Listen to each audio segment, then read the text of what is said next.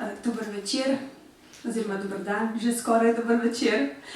V tem tednu, 10. septembra, natančneje obeležujemo Svetovni dan preprečevanja samomora, ki letos prvič poteka pod geslom Spreminjajmo razumevanje samomora.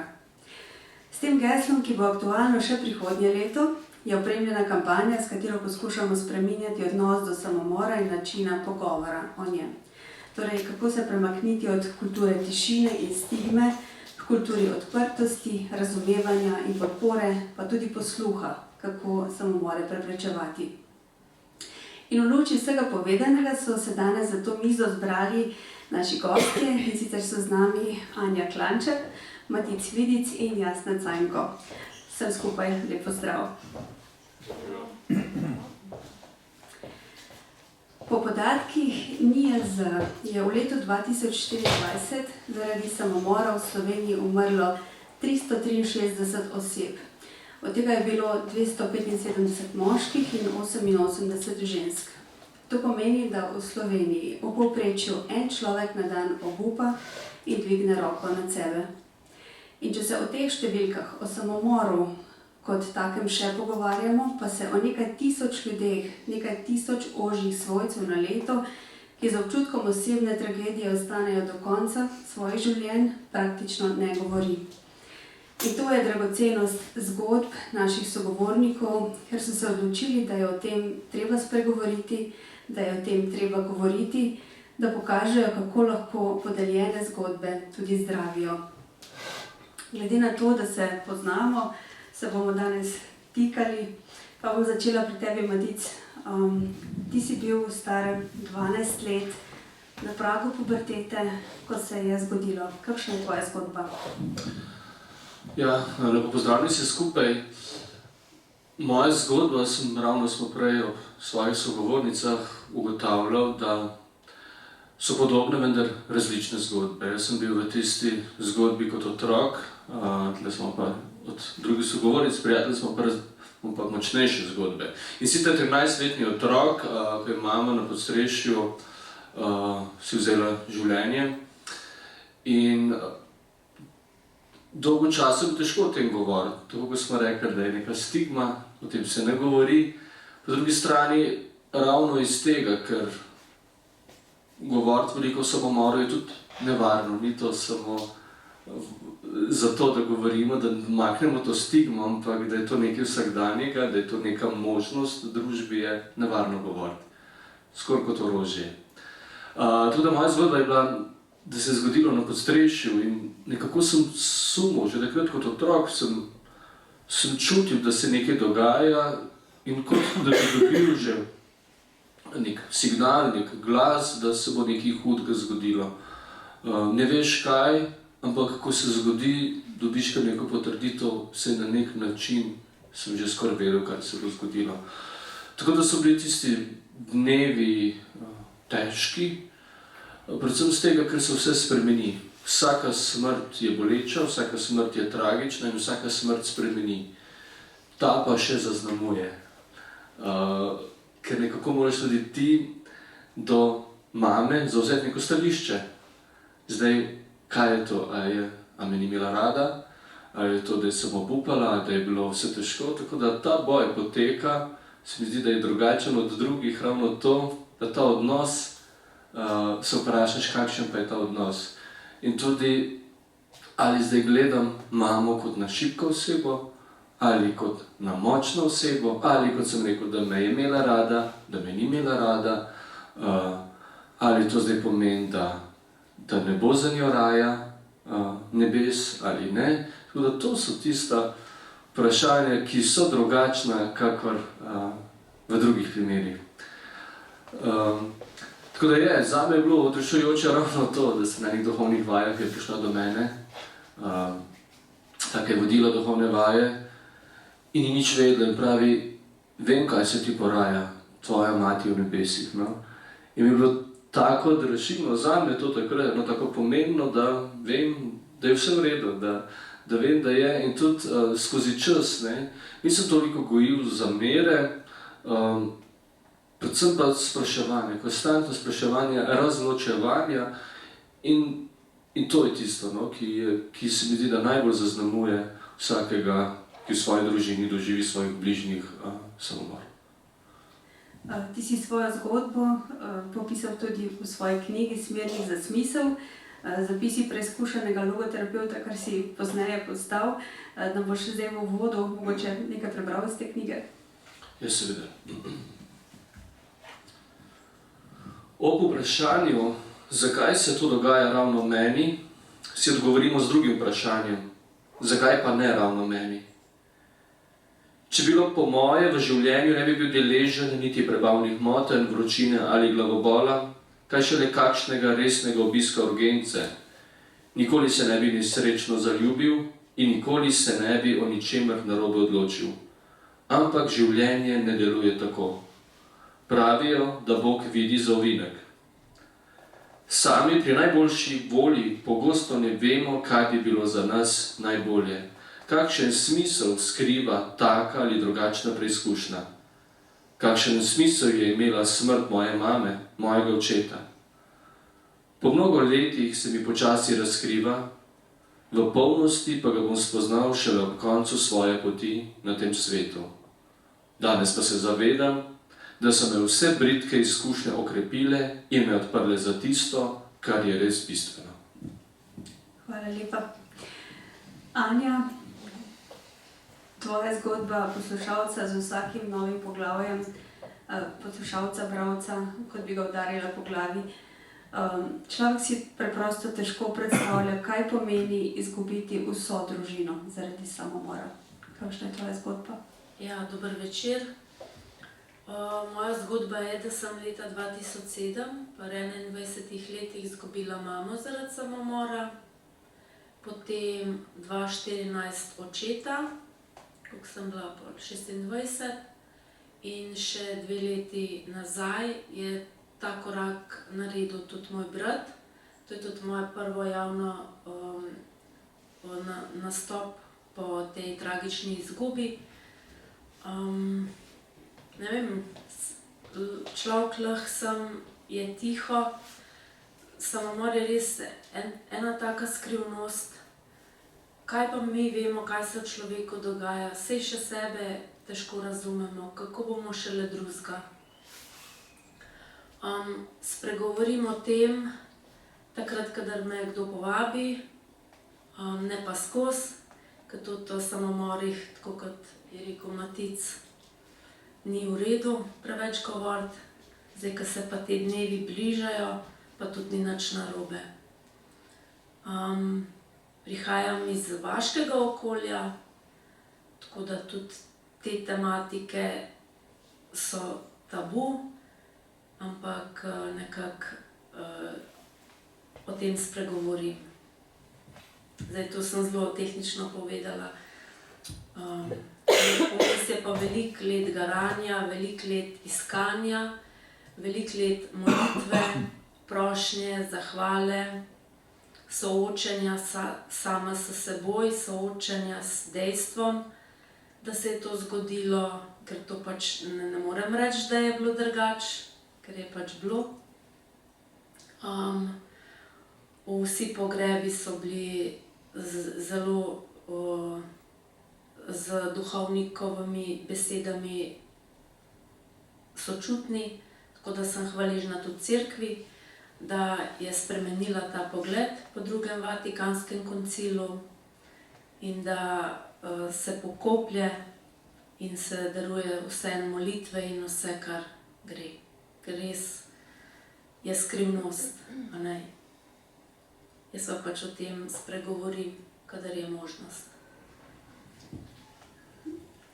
Če si predstavljamo, da vsakih 7 let doživiš takšno družinsko tragedijo, kako je bilo prenesti te pogrebe oziroma te izgube?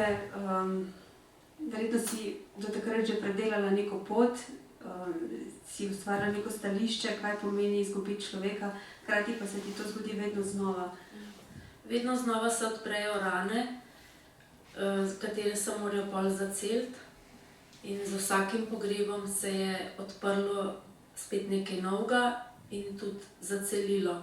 S podporo dobrih ljudi s podporo Boga, kakorkoli. Jaz se na njega obračam in se tudi jezim in komuniciram z njim. Neko občestvo, ki ti nudi podporo. Seveda imaš pa ti lahko neverjetno pomoč okrog sebe, samo če nočeš tega sprejeti, je pol težko, no. Tako da sem kar nekako s kompetentnimi ljudmi se pogovarjala in tudi razreševala stvari. Ti si svojo knjigo naslovila Ko izgubiš v 3 pikah v zamolku. Nam lahko kaj prebereš nekaj iz tega? Morda tudi vi žalujete, morda poznate koga v stiski, pa ne veste, kako bi pristopili. Morda tudi vas obdajajo krivda, strah, nemoč, negotovost in neprespane noči. Morda se bojite, kaj bo, ko boste koga izgubili. Morda vas je celo strah jutrišnjega dne. A vabim vas in tudi sebe, da bi se ob branju zavedali lepega v našem življenju in bili zato tudi hvaležni. Hvala lepa. Jasna, ti si doživela nekaj, česar v bistvu noben starš, nobena mama, noben oče ne bi smel, ker ni naravno, da starši pokopljamo svoje otroke. Če se to zgodi zaradi samomora, pa si sama kot mama težko predstavljam kaj težjega za starše. Kakšna je tvoja zgodba, oziroma zgodba tvoje hčere Mojce? Jaz bi rekla najprej, da strokovnjaki povedo, da je odločitev za samomor v bistvu ena izjemno intimna izkušnja vsakega človeka, ki ne najde izhoda. In zato je o tem, tako tudi strokovnjaki menijo, potrebno govoriti, ne samo ob 10. septembru, ampak čez vso leto. Z pravim občutkom, z pravim načinom je treba osveščati vse nas, da se to ne bi dogajalo, da bi se to dogajalo, da bi se odločitve za samomor odločali ljudje, da bi jih bilo čim manj. Treba je reči, da govorimo o zelo obširnem obsegu. Mi smo v Evropski uniji, Slovenija na 2. mestu po številu samomorov in na svetu na 5. mestu po številu samomorov. In v lanskem letu smo imeli zelo tragično tudi smrti med otroci med 10. in 14. letom. In ko me zdaj vprašaš, kakšna je moja zgodba, zgodba še ene, moja hči Mojca, se je pri 39 odločila in spoznala, da tega življenja več ne zmore. Potem, ko je 5 let se zdravila zaradi zadnje diagnoze, je bila šizofrenija. Da, veliko je bilo, vedno bom pogrešala in vedno bom žalostna za to. Žal mi je za to, da je več ni. Zelo mi je žal, ker se mi zdi, da je življenje vendar vredno živeti, kakršnokoli že, pred kakršnekoli preizkušnje nas postavlja. Vendar to razumevanje, tako kot je Matic naslovil, ali so šibki ali so močni, jaz menim, da je glede na to, da so tako strokovnjaki, zelo malo samomorov je impulzivnih, ampak so dolgo časa načrtovani, to pomeni, da smo mi, soljudje, nekje, absolutno tudi jaz kot mama, nekje odpovedali, nekje nismo znali. In zato je prav, da o tem govorimo. Strokovnjaki ponujajo cel kup, bom rekla, smernic, kako laična javnost pristopa k človeku, za katerega zasluti, da je v depresivnem razpoloženju, da je torej depresiven ali celo, da ima samomorilne misli. Kako je pa staršu, ko izgubi otroka? Da, jaz sem globoko prepričana, da imamo starši v vsaki celici svojega telesa en zapis, da smo dolžni varovati svoje otroke, tudi odrasle, seveda. In ta izkušnja je mene sigurno po Franklu pripeljala v globoko srečanje s tragično trojko, smrtjo, trpljenjem in seveda s veliko mero tudi krivde. In danes lahko rečem, da se nikoli nisem in se nikoli ne bom sramovala, da je moj otrok 5 let zdravo na psihiatriji, niti tega, da je posegla po svojem življenju. Jaz to spoštujem. Mi je pa žal, celo žal.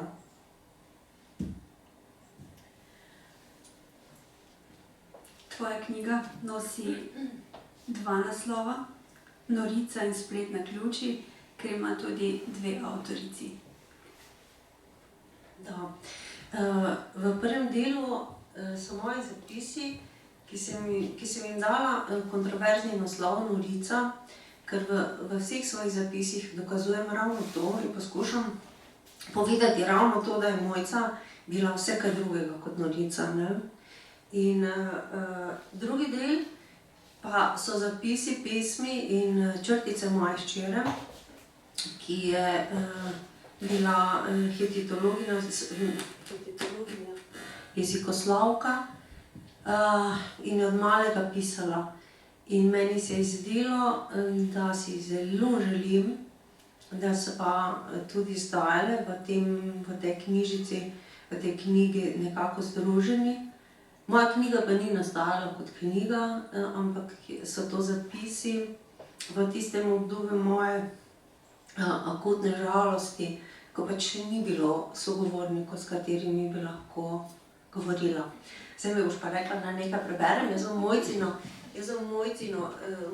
pesem prebrala, ki je nastala potem, ko je Mojca prvič se zdravila na psihiatriji. Takrat so še rekli, da gre za eno psihično izgorelost. Črni volk, natančno in premišljeno, gitvih udov, divjega pogleda, ostrih zob, prišiljenih ušes in dolgih krempljev si mi odločno in neomajno približal, kot da bi me že dolgo iskal, črni volk. Koža se ti je žamezno, skoraj zlohotno bleščala v soncu. S trdim korakom si stopal proti meni, kot da bi me že dolgo iskal. Nisi zarjul, nisi zagrizel, nisi napadel, kot to počnejo lačni volkovi v ljudskih pripovedkah. Samo tvoje zelene oči so segale do bitja mojega srca. O črni volk, o božji sen. Čez ramo si nosil culo, mišice so ti trzale pod njeno težo in vrgel si jo pred me, zato si bil poslan. Razvezala se je in potem je prišlo. Zlilo se je name, brez bobnenja, brez ceremonij, brez besed, brez možnosti izhoda. Drlo je kot ponorela reka, kot vojska konjenikov, ko brani svoj dom. Močno kot mati, ko objame otroka, pogubno, neizogibno zmaga zla. Vse, pred čemer sem bežala, vse, česar sem se bala, razžrte sanje, izžgani upi, padec vseh vrednot in vseh sistemov. V podobe Hieronima Boša popačena resničnost, demoni, moji nerojeni otroci, kaos, konec sveta, opustošenje do konca in tako, da bolj ne gre. Razligajo se kriki, ne vem, ali so moji ali od koga drugega. Čutim dušo v stiski, pa nimam moči, da bi jo potolažila. Tudi plazditi se več ne morem, ni poti naprej, samo ruševine, samo pogorišče. Moj svet je za zmeraj razpadel. V ustih pesek, v žilah brezu, v udih ohromelost.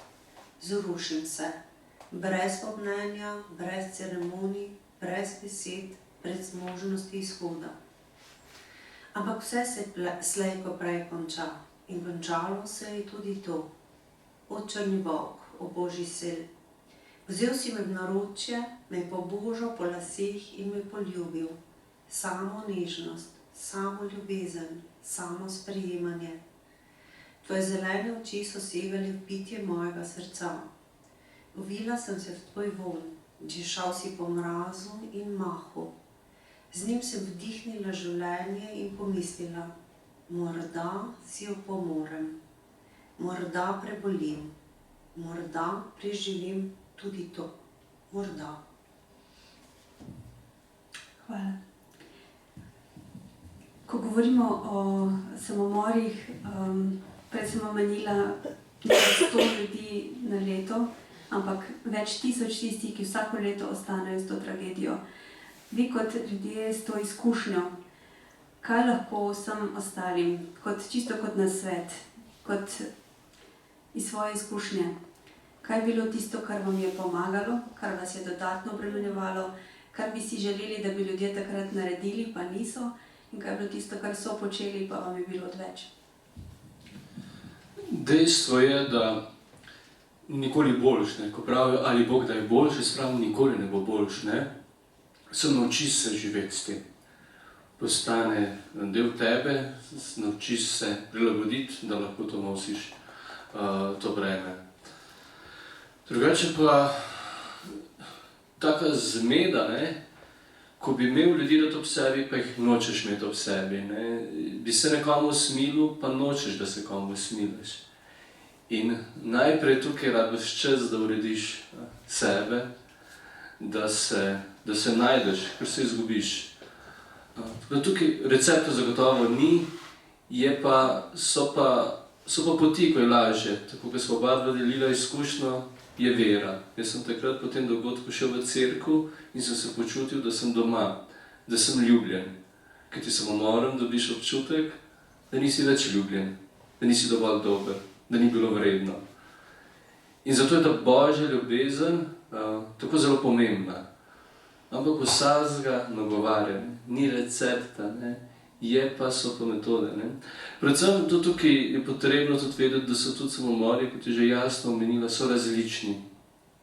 So načrtovani, so hipni, so bolezenski in so posledica bivanjske praznote.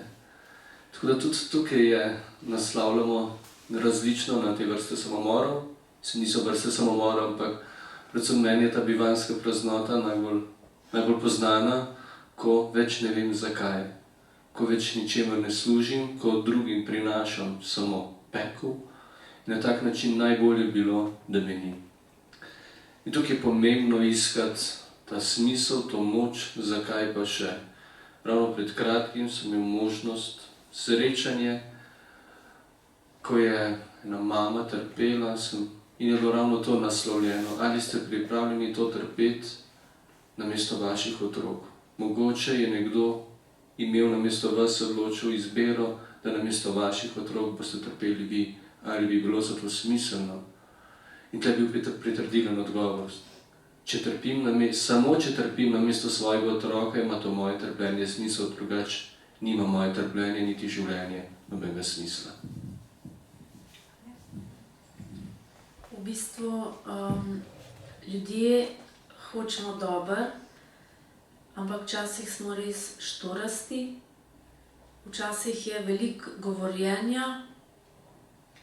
Recimo, to me je zmotil, sej bo, potrpi, a ne, ampak to gre vse mimo. Tako da bi, ne vem, da bi si zlomila nogo, pa bi hodila kot ranjena žival. V bistvu si in tudi zavračaš neko pomoč, ki jo ljudje nudijo na svoj način. Ti bi si pa želel na drugačen način, da bi ti bila ponujena. Če je bilo to vprašanje. Težko je pristopiti, ne? Težko je živeti s tem in težko je pristopiti na pravilni način, ne? Ampak verjetno tisto, ko se ljudje umaknejo in vidiš, da se izognejo, ker jim je težko, je pa tudi težko sprejeti, da si potem sam. Kakšna je tvoja izkušnja, Jasna? Zadnjič sem brala eno knjigo, ker je Kaj prestaješ je naslov. In v njej je citat ene francoske Simone Weil, francoske filozofinje, ki pravi, da se resnična ljubezen do človeka odraža s tem, ko se sočloveka, ko se približamo k človeku in ga vprašamo, kaj prestajaš. Jaz bi dodala in ob tem imam to moč, da vzdržim ta odgovor, da poslušam in slišim. Zato, ker je napačni mit, ki je zelo razširjen, da lahko laiki ob tem, ko pristopijo k človeku, za katerega se znajo, da je v stiski, povzročijo celo, da bi si ta res kaj naredil. Ni res. Kadarkoli so ljudje v stiski, potrebujejo samo človeka ob sebi. Samo človeka, ki bo znal slišati in poslušati in biti tam. Katarina Nagodeja o sebi pravi, da je dula za žalujoče in umirajoče in reče, človek v stiski mora 1000-krat povedati, da bo mogoče 1001. Malo lažje. Pomeni mi, ki smo žalujoči, bi želeli govoriti o svoji izkušnji, bi želeli govoriti o svojem dragem, ki je obupal nad življenjem. Ampak res pa je, da zelo redko komu, moja izkušnja, zelo redko s kom sem lahko o tem govorila, ker je ljudem preprosto neprijetno to poslušati. In žalujoči pa doživljamo to tako, torej jaz sem doživljala tako, da moja deklica ni vredna, da o njej govorimo. To ni res. Kadar gremo na kakršenkoli pokrep, izražamo sožalje svojcem in to pomeni, meni je žal, da tega človeka več ni. Meni je žal zate, da si ga ti izgubil. In to rabimo vsi ljudje, ko izgubimo svojega dragega. Mi namreč vsi vemo, ne, da je življenje, da je smrt sestavni del življenja. Ko pa zareže in da je, tu pa je zdaj to zanimivo, ne, in je 100% umrljivost je v sleherni družini. In ko zareže v našo družino, takrat od tega filozofskega vprašanja, da je smrt del življenja, pogledamo malo drugače. Kako šele, če izgubimo nekoga, ki se je meni zdravnik rekel, ko je reševal prvič po prvem poskusu samomora Mojco na urgenci, in zdaj rešujem njo, ki živeti noče in nimam časa za one, ki se za življenje borijo. Kruta resnica, zelo res. Ampak tudi moj otrok si je zaslužil preživeti in je preživela in sem se zahvalila temu zdravniku. Skupaj imenovalec je, da ljudje v stiski vedno znova rabimo sočloveka. Zato so ti slogani, ki jih vse ti z Pamira pa društva oziroma ta inštitut Dorana Marušiča. Besede so moč, besede so pomoč. Ljudje potrebujemo človeka ob sebi. Pa jih ni, praviloma ne. Vi ste vsi na lastni koži občutili, da žalovanje po samomoru je drugačno kot žalovanje nekoga, ki je izgubil starelo babico ali kogarkoli zaradi kakršnegakoli drugega vzroka. Vsi ste šli skozi neko pot žalovanja, okrevanja, zdravljenja in to obrnili v dobro v tem smislu, da se na nek način vsi ukvarjate tudi s terapijo. Jasna, Matic, vidva sta končala študij logoterapije, oziroma sta že terapevta. Anja, družinske študije, magisterij iz družinskih študij na teološki fakulteti. Skratka, zdaj ste usposobljeni, kako ljudem pomagati. Jaz bi rada, da se malo osredotočimo na to, kar si Jasna na začetku omenila. Včasih imam občutek, da se smrt dogaja drugim, da se težave dogajajo drugim. Nobena družina ni imuna, vsaki se lahko zgodi, ampak kaj je tisto, kaj lahko laik naredi, glede na to, da nas je strah se o tem pogovarjati, da nas je strah sploh spregovoriti to besedo, kot da bomo nekoga pahnili čez rob oziroma mu dali idejo, kaj lahko torej naredi povprečen človek, na kaj mora biti pozoren, kako lahko vsak od nas pomaga, da bo tega manj. Se tako, kot smo imeli na študiju, glavno je, da ne greš reči, čez celi rane se bo boljš.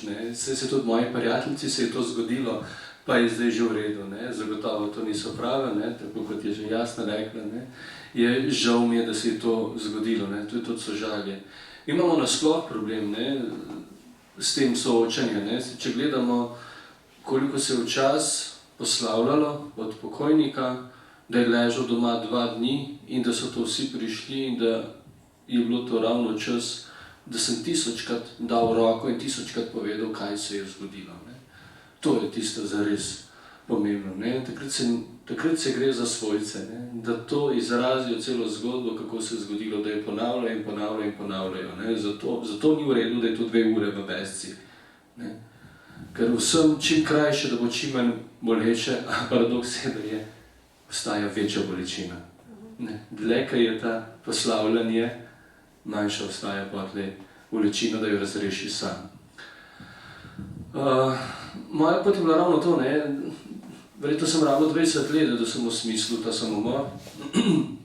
Samomor moje mame. Ravno to, kar si večkrat pravim, verjetno danes ne bi bil terapevt, če se ne bi zgodilo to. Ravno to me dela čutečka, ravno to me nagovarja. Tako da tudi, kot pridejo žalujoči na pogovor, je ta pogovor lažji, ker se bolj odvijajo čustva, da se poistovetimo, kako je. Predvsem pa tle, da pogumne, da te ne spravi v verige in te obstane in prevzemeš vloge žrtve. Kaj se je meni zgodilo, kaj sem narobe naredil, ali pa doma so rekli stari starši, ko gre hudič sred, gre nakup sred, in to se je pri nas zgodilo, nekaj smo narobe delali. Tako da tukaj izgledam, tako kot Anja in Jasna, kako pokončno to nosijo, kako probamo in tukaj biti tistim na voljo. Tako da tudi zanjo smo že, ko sem jo tudi imela podobno izkušnjo, ko ona sem jo na njo obrnil, da smo o tem v oporo, ker če je kaj naše poslanstvo, je ravno to, da iz tega naredimo za drugega nekaj lepega. Kako težko je človeka vprašati, ali razmišljaš o samomoru? Mislim, težko je tudi samo o samomoru spregovoriti ali pa o smrti. Pač žal smo edino v cerkvi se vsaj drznemo o tem govoriti. Jaz sem v bistvu bila zelo deležna takih nežnih dotikov ljudi, ki so naredili čisto vsakdanje geste. Morda me je kdo poklical, sem šla lahko v kino ali pa na koncert, da smo delali vsakodnevne stvari, ne da čim prej življenje gre nazaj po tirnicah, ker je še 7. dan, pol je 30. dan, pa ljudje začnejo živeti svoje življenje, pač se je to zgodilo, aha, to je ona, okej, realnost, pride pa potem k butne, ko se vrata zaprejo in potem ostaneš sam s to bolečino, ki pa traja in se preobraža, mogoče v nekaj lepega, ves čas, vsak dan znova, na drugačen način, z drugimi dogodki, ki se ti potem v življenju začnejo dogajati. Tako. Jasno, ti si opremljena z kar veliko literature, veliko si to raziskovala. Vsi smo odgovorni na tem področju. Ne? Da, spet sem hotela reči, ne, Nacionalni inštitut izdaja smernice za laično javnost, pogovor o samomoru, samomorilno vedenje mladostnikov, smernice za ljudi, ki delajo, strokovnjaki, ki delajo z otroki. Prav zdaj bojo začeli z izobraževanjem, brezplačnim izobraževanjem 6 ur, 1 dopoldne. Prva psihološka pomoč, kjer je jasno opredeljeno, še enkrat poudarjam, da je lahko vprašaš tudi to, ali razmišljaš o tem, da bi si kaj storil. Povejo strokovnjaki, da ne moremo z vprašanji mi prisiliti oziroma mi povzročiti, da bi si nekdo, ki razmišlja o tem, da bi si kaj storil, da bi storil samomor, ga mi res pahnili v to obratno, kvečjemu obratno je lahko. Tako da, še enkrat rečem, človeški odnos moramo ljudje, tisti, ki je v stiski, mora čutiti, da je nekomu mar. Samo za to gre. Ampak drugače je pa teh smernic in, bom rekla, kar priročnikov v teh inštitucijah, ki se ukvarjajo in raziskujejo samomorilno, zelo veliko. Je pa treba reči, da slehernik od nas, ali so nam umrli dragi po samomoru, ali, bom rekla, po naravni poti, žalujemo drugače. Ne? Žalujemo drugače, doživljamo drugače in nista dve žalovanji enaki. Jaz osebno mislim in zelo pogrešam in zato tudi mislim nekaj v tej smeri narediti. Različne asociacije imajo, hospice recimo tudi znotraj cerkve, so različne skupine žalujočih, recimo odraslih in otrok in še kakšne druge, mislim, odrasle pa otroke vem. Jaz pa zelo pogrešam skupino žalujočih po samomoru. Ravno zaradi tega, ker je žalovanje se drugače odvija, čustvovanje je drugačno. In tudi kako lahko midva sediva skupaj, če je poleg mene, tako kot je rekel, on je moj zdravnik, ne, moj sin, je tu ena gospa, ki je otrok umrl, ki je zelo po težki bolezni. Ona, dejstvo smrti je enako, njej je umrl otrok in meni je umrl otrok. Ampak ona je imela to možnost narediti vse, jaz sem tudi imela neke vrste, ali pa tudi ne. In njen otrok se je boril do konca, moj otrok je pa sam se odločil, da bo končal to življenje. Na spletu najdem cel kup skupin, informacij in gledala sem izjave članov skupin, ki so samo žalujoči po samomoru. In so povedali, ne, da koliko jim je to pomenila ta bližina, ta suport enako čutečih, ki so imeli enako izkušnjo. Tudi to, da lahko prideš v skupino takoj, zdaj so pa vzorci, počakaj 6 mesecev, ne. To mene spominja na to, da imaš odprti zelo noge, pa moraš si sam poravnati in potem lahko prideš k zdravniku. Ne, tisti trenutek, ko se je to dogodilo, potrebuješ nekoga, ki te posluša in ki deli, ki je sposoben poslušati. Tako da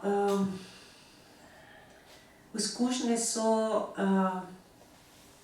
jaz ne vidim, resnično ne vidim uspešnosti ali pač povedali so mi mame, ker se obračajo name, starši, katerih otroci so naredili samomor, da so bili v skupinah žalujočih, pa je bila tam zraven, tako sem rekla, in je babica umrla 90-letna in je prijatelj umrl in je brat. vsi so umrli naravne smrti, sem ona je rekla, jaz sem se počutila kot bila mravna. In to mislim, da je treba ponuditi v drugi obliki. Razmišljam o tem, da bom naredila skupino na našem koncu. Kdo, če ne ti? Ja. Mogoče za konec še o tem družbenem vidiku. Namreč po eni strani se družba bori za življenje. Reševalci bodo, doktrina je taka, da bodo tudi 90-letnika oživljali do konca, dokler ne bo smrt jasno ugotovljena. Pred 500-600 leti je tudi zaradi cerkve so bili samomorilci še po smrti izločeni. Skratka, stigma ostaja z vidika, da tudi danes se o samomorih ne poročajo v medijih, kot da bi bila beseda sramotna. Skratka, nihče o tem ne govori, ne o smrtnicah nikjer. Zdaj pa pridemo do tega, da bo tudi država nekako asistirala pri samomoru. Bo to spremenilo to stigmo, bo to spremenilo vzdušje v družbi, se bomo o tem lažje pogovarjali, v katero smer bo šla družba. Te se bomo zagotovo prijazno pogovarjali o tem in tudi dnevna pogovore. Kaj si pa ti razmišljal, kdaj bi pa ti storil samomor, ne? Jaz mislim, da država s tem vidikom, jaz tega osebno ne morem sprejemati. Tako kot ne morem sprejemati splava, ne morem niti asistiranega samomora sprejemati, ne? Kajti tle je problem osredinjenja človeka, ne? Saj se ne gre zame. Tle se ne gre zame kot za starša, ali si želim otroka, ne? Tle se gre za otroka in po drugi strani saj se ne gre za trpečo osebo. Gre se za družino okrog nje, ki jo ta trpeča oseba spreminja. In tukaj imamo mi, ne? In ta družba gre, ne? In strmimo se temu, rekel, osredinjenju posameznika, da se sam odloča za vse, ne? In to je nevarna igra, ne? Tako da po drugi strani se zgražamo nad samomorom, a jih bomo v bistvu povečali, ne? Jaz mislim, da jih bomo zdaj zmanjšali. Po mojem so do zdaj verjetno dvigali te samomore, ne? In verjetno bo celo vsak mu zdaj postalo to bolj handy, kot je bilo do zdaj, ne? Tako da sramotno je, kam gremo kot družba, kakšen odnos imamo do tega, je pa na nas, ne? Da o tem govorimo, da sporočamo, kakšne posledice pa kljub vsemu pušča, ne? Pušča pa za sabo vsak samomor pogorišče. Redko kdaj polnojeno njivo. Ja, jaz sem tudi žalostna glede tega, kar se zdaj dogaja v Sloveniji. Vem, kako je izgubiti nekoga zaradi samomora, to 3-krat. In res je to nevarna igra, nevarna pot, po kateri hodimo. Kaj več pa ne vem, pa sem premalo seznanjena. No, jaz pa delim drugačno mnenje z pomoč po odločitvi nekoga, ki zaradi težke bolezni in trpljenja in neizmernih bolečin želi to svoje trpljenje končati samovoljno. Ne jemljem kot enake vrste samomor, o kateri smo prej govorili, klasičen samomor, bom rekla. Izvedim to eno razliko. Verjamem, da je to naša stališča so odvisna od našega življenjske filozofije. Se mi zdi, da če bo to uzakonjeno, bojo tisti ljudje pač to uporabili ali pa nekateri pa ne bodo, ne? Večina jih najbrž, ne vem, ne bom to. Menim pa, da ljudje spoštujem to odločitev, spoštujem odločitev slehernika, da se odloči po svoje vesti ali pa po tem, kako se počuti. Se mi prej vprašanje, pod katero evidenco bomo pa tle dali? Ali bomo dali klasično smrt, ali bomo dali pod evidenco samomorilnosti tudi? Ne, to se meni ne zdi niti pomembno, ne, za ljudi gre, ne za evidenco. Seveda ne, in točno to je, ne, jaz tudi mislim, da tle zmeraj prvobit za človeka se gre in zato tudi mislim, da vsi delamo v tej smeri, da bi vsakmu ponudili največ in mu omogočili, da v tem trpljenju ni sam, ker včasih enostavno trpljenja ni moč vzeti. Je pa trpljenje tisto, ki nas spreminja. In ravno sem eno gospo, da se sprehaja, pa prav, veste prav, jaz sem pa prebrala vašo knjigo. Prav, ampak nekaj vam moram povedati, jaz sem pa trpela bistveno več kot vi. Se rekel, gospa, jaz sem to upam, da bo ostalo pri tem, tako da se to ne bo nikoli spremenilo. Potem pa pravi, ko je naredila hčer samomor, sem začela hoditi v cerkev. Potem pa, ko je mož zbolel za demenco, sem pa nehala, ker zdaj mi pa preveč nalaga Bog. Se rekel, gospa, a ste vi zaradi tega, ker doživljate z možem zdaj pod demenco, dokazan, ker vidite, postajate boljša oseba ali slabša? Prav zagotovo boljša. Se rekel, gospa, boste na dobri poti. Če nas nekaj spremeni v boljšega, zagotovo je to prava pot. Ja, jaz upam, da tudi ta večer nas bo na nek način naredil boljše, bolj pozorne. Jaz bi zaključila z eno mislijo. Namreč vsi ste izpostavili, da ne želite biti žrtve, ne želite se nekako vajeti v samopomilovanju. Skratka, da ste ljudje, ki ste našli smisel in to delite naprej. Kaj je tisto, kar je vam pri tem narisalo nasmeh na obraz? Mislim, smisel lahko iščemo skozi celo življenje. Ne morem reči, zdaj, danes sem ga pa našla. Tako da to, predvsem nekako, da si normaliziraš življenje in da delaš stvari, v katerih se imaš dober, se družiš z ljudmi. To.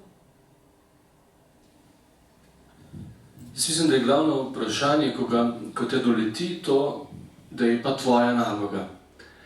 Ali je bila ta smrt za manj, samomor, ali je imel smisel.